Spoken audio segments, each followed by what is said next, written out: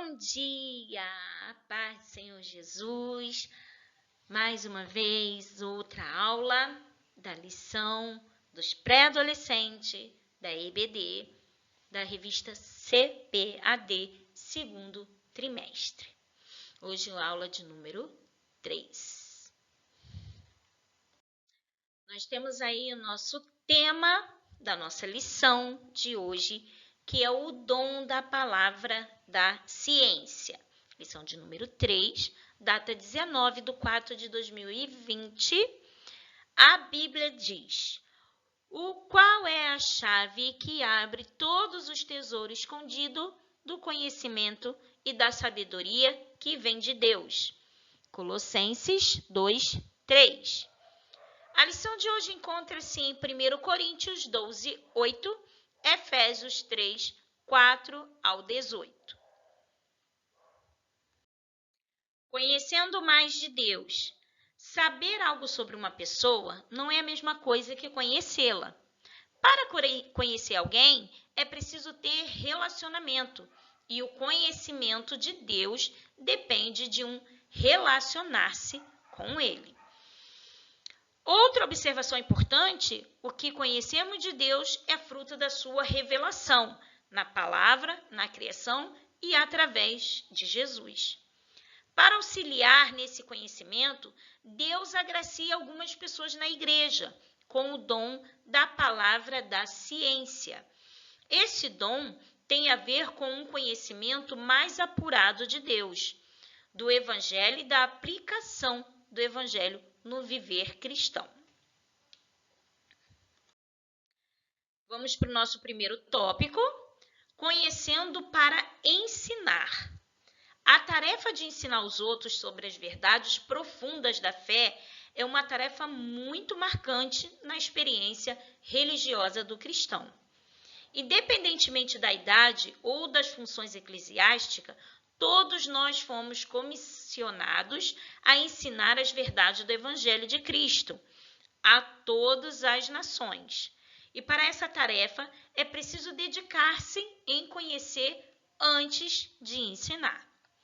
Na igreja, Deus tem dado o dom da palavra da ciência para algumas pessoas. Mesmo que nós não tenhamos esse dom, podemos desfrutar dele através da comunhão que mantemos uns com os outros no seio da igreja. E aí sermos ensinados sobre as verdades profundas do Evangelho. À medida que aprendemos com aqueles que dispõem desse dom, podemos transmitir conhecimentos aos outros. Alguns conselhos são úteis, como frequentar a EBD, ler a Bíblia, ir ao culto e, principalmente, pedir a Deus o dom da palavra da ciência. Uma perguntinha para reflexão: você tem se preocupado em buscar o conhecimento necessário para ensinar? Para que você possa conhecer de forma mais profunda as verdades do Evangelho. Caso não tenha esse dom, vale a pena desfrutar dele na comunhão mantida na igreja, onde os dons manifestos na vida de um irmão edificam os outros, e assim crescemos como um corpo de Cristo. Temos agora o nosso primeiro revisando com 2 perguntinhas. Primeira, você tem procurado ensinar os que estão à sua volta o que você aprende em relação a Deus? Você tem ensinado aos seus coleguinhas, seus familiares, aqueles pessoal que anda perto de você? Tudo que você vem aprendendo na igreja, na EBD, nos cultos, o que você ouve, você tem ensinado? Essa é a primeira perguntinha. Segunda, como posso desfrutar do dom da palavra da ciência mesmo sem possuí-lo? Vamos continuar? Revelando os mistérios de Deus. Os discípulos a caminho de Emaús passaram por uma experiência em que os olhos viam o peregrino, mas não enxergaram o Cristo, Filho de Deus. Assim como os discípulos estavam despercebidos da presença do Mestre entre eles, nós também, muitas vezes, não percebemos a presença de Deus ao longo da nossa caminhada. O dom da palavra da ciência tem a capacidade capacidade de nos trazer a revelação de sua doce presença ao longo do caminho. Elienay Cabral, em uma de sua obra, afirma que a palavra da ciência é, na verdade, um modo sobrenatural de revelar coisas da mente de Deus, desconhecidas do homem natural, que acontece pela operação do Espírito Santo. Entretanto, as revelações dessas coisas da mente de Deus não são contrárias às Escrituras Sagradas, que é a revelação plena da vontade soberana de Deus. Qualquer revelação que esteja além ou aquém da palavra de Deus revelada é falsa e perigosa e deve ser repudiada pela igreja. Segundo, revisando uma perguntinha. O dom da palavra da ciência pode revelar verdades que sejam contraditórias à palavra de Deus? Pense aí, relê o nosso segundo tópico para vocês poderem responder.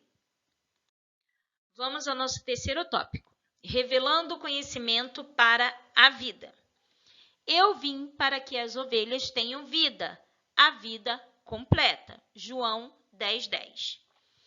A vida proposta por Jesus não é uma vida qualquer, mas uma vida plena, cheia de significado e sentidos. Uma vida abundante, como consta em outras versões da Bíblia. Essa vida também depende do conhecimento das Escrituras. O mesmo Cristo afirmou que a falha desse conhecimento leva ao erro.